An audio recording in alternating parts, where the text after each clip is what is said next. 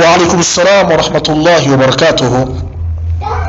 umuyisilamu arimo arabaza ngo shekhe, kuki benshi mu bita ko bahagarariye idini mu Rwanda aribo usanga bigisha ibinyuranye na haki?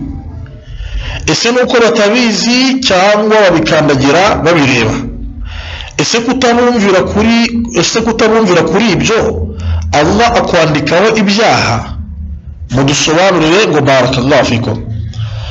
Aljawabu, igisubizo awalan, mbere na mbere, mu bihugu bitari bya Kisilamu hakunze kubonekamo ibyo bita jamaiyat cyangwa se ama association usanga afite ibyangombwa baba barahawe na za guverinoma z'ibyo bihugu bibemerera gukora ivugabutumwa cyangwa se ibwirizabutumwa rishingiye kuri Islamu muri ibyo bihugu bitari bya Kisilamu. Jamaiyat ugasanga ama association arahari abemerera kugira imisigiti, gukora ivugabutumwa rishingiye kuri Islamu, usanga bihari. Kidini rero izo jamaiyat cyangwa se ama association ntabwo ari bo bayobozi baba bavuga muri Qur'ani dutegetswe kumva no kumvira bil ma'ruf igihe batutegetse haram. Ntabwo ari bo bari kuvugwa muri ibyo bihugu bitari ibya Kisilamu na gahunda yo kuyoborwa y'imiyoborere yabyo atari gahunda y'Ubuislamu. Abo ni abantu cyangwa se mu association mu Islam uri muri ibyo bihugu arareba izo association ziba zihari zose akareba iri kuri sunna, abari kugerageza kwimakaza tawhidi na sunna, da'wa yabo ishingiye kabisa kuri Qur'ani na sunna ala fahmi salaf al-umma, kandi nabyo bakabisobanura nk'uko beza muri umma batubanjirije babisobanukiwe. Association uri kubona imeze gutyo niyo wiyungaho, kandi nabwo kuyiyungaho kwawe ntabwo uba uyiyunzeho ku buryo ujya gutanga bay'a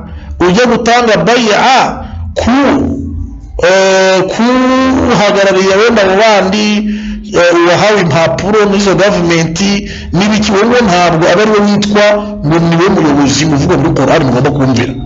Oya, gusa nuko tunyine mukorera hamwe nka jamaa kabisa mukora da'wa.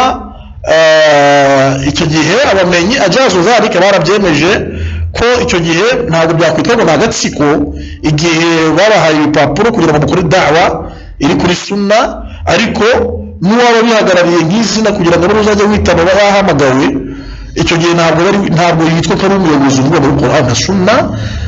Barakallahu fikum. N'umuntu mufatikanya mu gukora da'wa mukagirana inama, watawasaw bil haqqi watawasaw bis sabr, inama z'ukuri mugambiriye kugira ngo mujijura abayisilamu bamenye umurongo w'Intumwa Muhammad sallallahu alaihi wasallam. Iyo wabonye abari kuri haqqi niwe wiyungaho, لقول الله تعالى من القرآن يرفز يا أيها الذين آمنوا اتقوا الله وكونوا مع الصادقين. ينبغي يا الله مرامون بتيني الله وكونوا مع الصادقين، مكان مجموعة همنا وذكوري. الإسلام زاولي هوسه مبيهوب بتربية كإسلام ukabona mu ma association yose yahawe ipapuro n'ibyangombwa na government kugira ngo akore ivugabutumwa ryemewe mu gihugu, jya uharanira ayo ma association yose urebe abari kuri haki abari bo wiyungaho.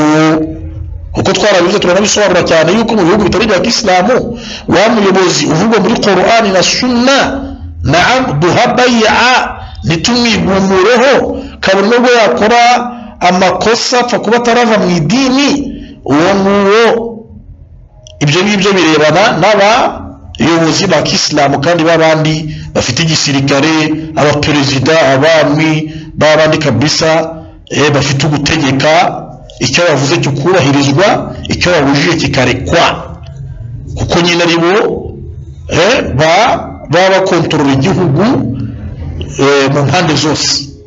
Abo nibo Allah yavugaga muri Qur'an, ya ayyuhalladhina amanu ati'u Allah wa ati'u ar-rasul wa ulil amri minkum. N'abayobora muri mwe abo ngabo mujye mubumvire igihe batabategetse ibirakaza Allah subhanahu wa ta'ala.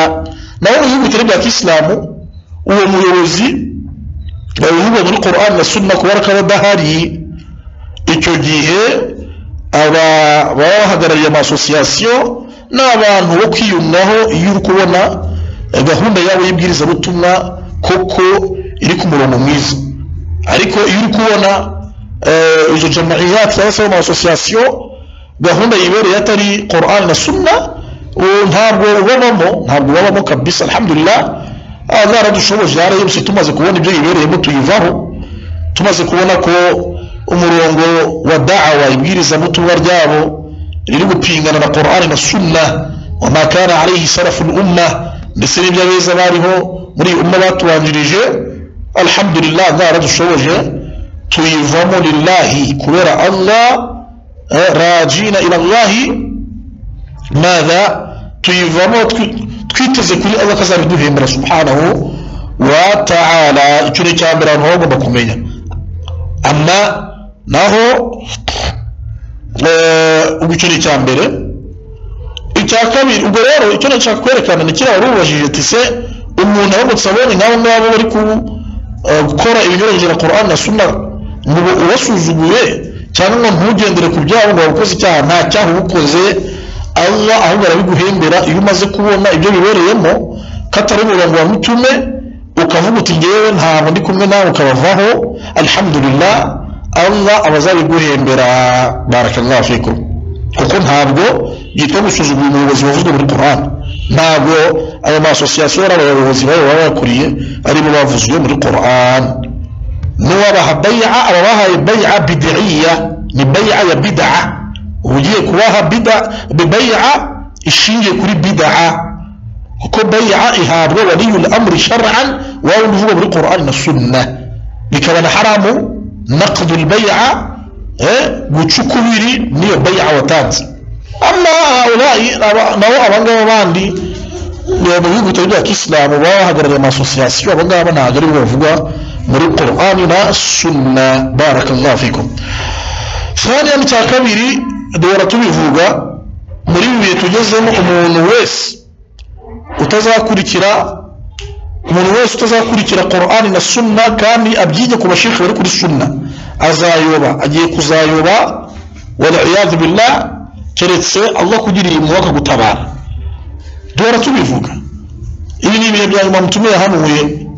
Rasul sallallahu alaihi wasallam yaravuze ngo na'am ariko في آخر الزمان مبيه بجانب مريء أمك وزابون كم دعاة على أبواب جهنم من أجابهم إليها قذفوه فيها. وزابون كرفوق بطونه مبيه بجانب ما وزيت من محمد رواه أكبر يوكا بزاران جرام بمجو من يمكوكم والعياذ بالله يتجزم من يجيكم بشيخ وركب السنة أولي من يجي شزابه أولي مبازة بالصوام زي الدينيانو نيهو بتسين قواني نكروكو كابيري. والله أعلم. نعم.